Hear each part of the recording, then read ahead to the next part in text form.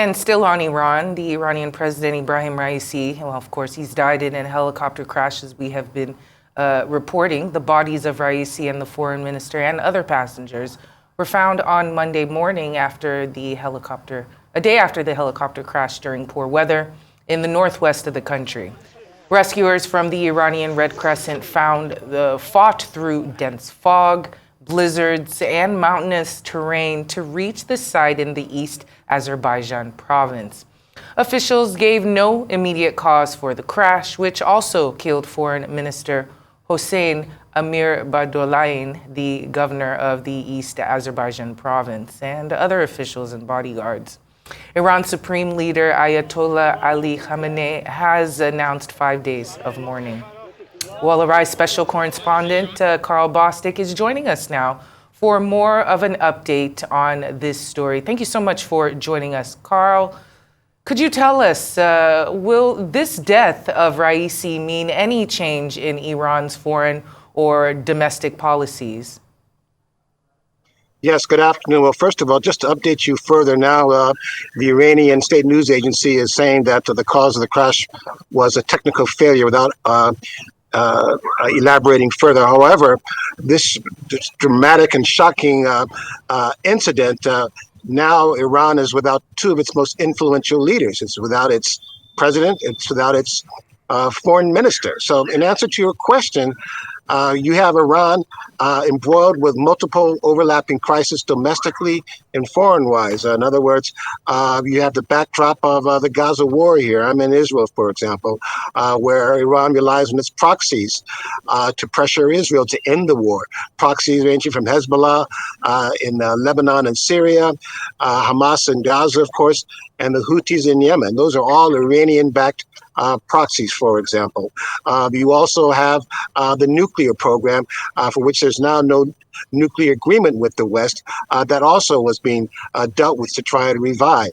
And then internally, you have a lot of domestic discontent. You only had parliamentary elections just a few months ago, 2 months ago or so, but it was a record low turnout of about 40%, an historic low for Iran, which is usually very, very modern with its turnouts, and in some places of Iran, only 10% turnout. But the answer, going back to your question, is simply this. All ultimate decisions and all of these crises I just talked about, they're made by the supreme leader, and that's Ayatollah Khamenei. So in that sense, the President Ibrahim Raisi, he was essentially the implementer. He implemented and carried out these final decisions domestically and foreign-wise by the Ayatollah. But what's significant is this, however.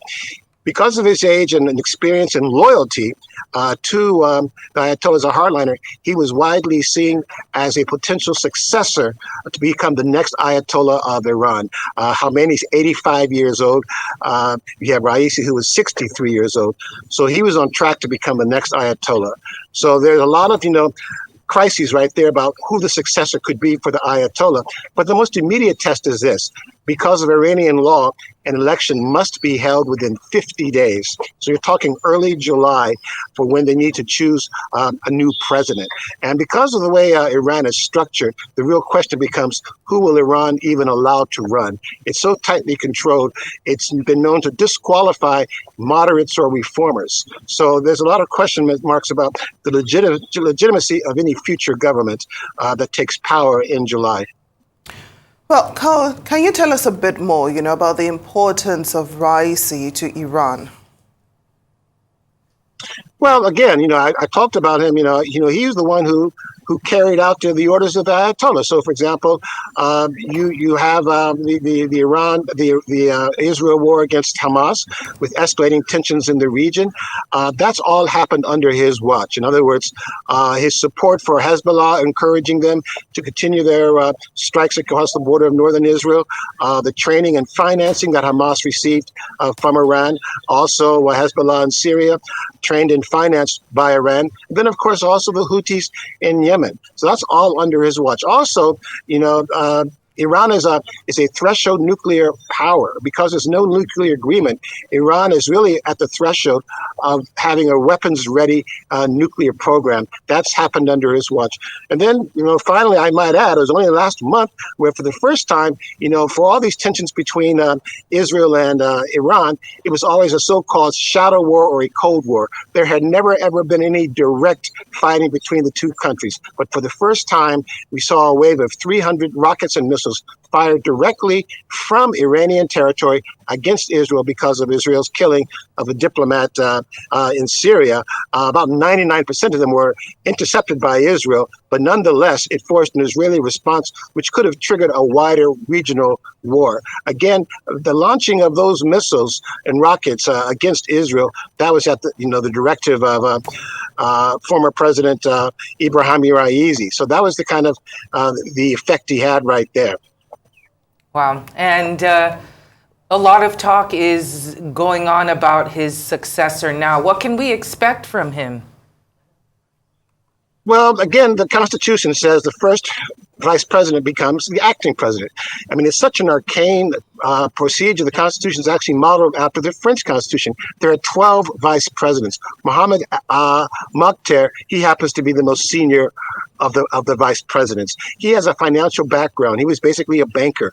He was the head of Iran's state-run conglomerate, which basically was based on the seized assets of Iranians. So he basically had a finance and banking background. He was an assistant to Ibrahim Raisi, brought along by Raisi in 2021. Raisi was elected, and he chose Mokhtar as his deputy. The most significant thing he's done, perhaps, in his tenure as vice president, was to travel to Moscow back in 2022 when the Ukraine war was just starting. And he was the one who facilitated the sale of drones and missiles to Russia to carry out its war in Ukraine. So he was really a key in that area. But it's really, if not unlikely, it's really unclear. And that's the problem. Who will be the actual successor to Ibrahim Raisi right here? He's a caretaker president, and that's pretty much it. And he has no real other, profile beyond that. Well, Karl, what has been the reaction from other countries to this news of Raisi's death? Well, you've already talked about South Africa, but just to go briefly down, if I may read off some of the things that world leaders have expressed condolences. You've got Russia's Vladimir Putin. He talks about the loss of a true friend of Russia. He speaks about Raisi as a wonderful person. You have India's Prime Minister Narendra Modi. He's saying he's saddened and shocked by the loss, and that India stands with Iran in this time of sorrow. Pakistan has declared a day of mourning. Even the European Union, they've extended their condolences. China, again, is saying that they've lost a good friend, and that, again, they extend their condolences. Iraq say they're observing also a day of mourning. You have a day of mourning in Lebanon. Turkey asked for God's mercy for my brother. Then, of course, you mentioned South Africa, with President Ramaphosa called Raisi a remarkable leader of a nation with whom South Africa enjoys a strong bilateral relationship. Well, Karl, can you give us any more details about the crash itself? What's really interesting is this. I mean, everyone woke up to the news yesterday morning, here in Israel and across the Middle East, that Raisi was in a helicopter that had made a hard landing. So the initial news is that it was a hard landing, that it was a part of a convoy of 3 helicopters that had just returned from Azerbaijan, where they inaugurated the building of a dam.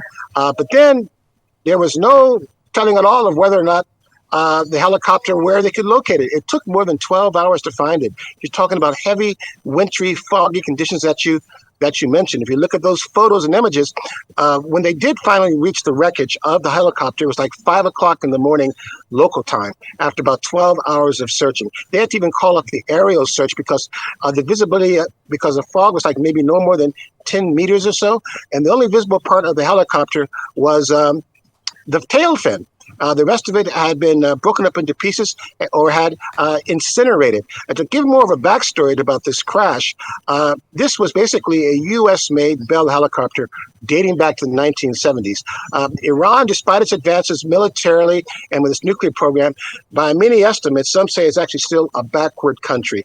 Its fleet of aircraft and helicopters dates back to the 70s because of imposed sanctions by the U.S. and the West. They cannot buy modern aircraft from Boeing or from Airbus, for example. So they spent the past 40 years cannibalizing these parts. So there could have been a real problem with the aircraft. There could have been a problem with the human error judgment of the pilot. And then finally, this calls into question the judgment of allowing two of the most powerful people in the Iranian government to travel on the same aircraft. That's just simply something you always avoid. That's one of your first protocols of security, safety, and continuation. How can you allow the president and the foreign minister fly in the same aircraft? And that will probably be something that will be addressed much further down the road.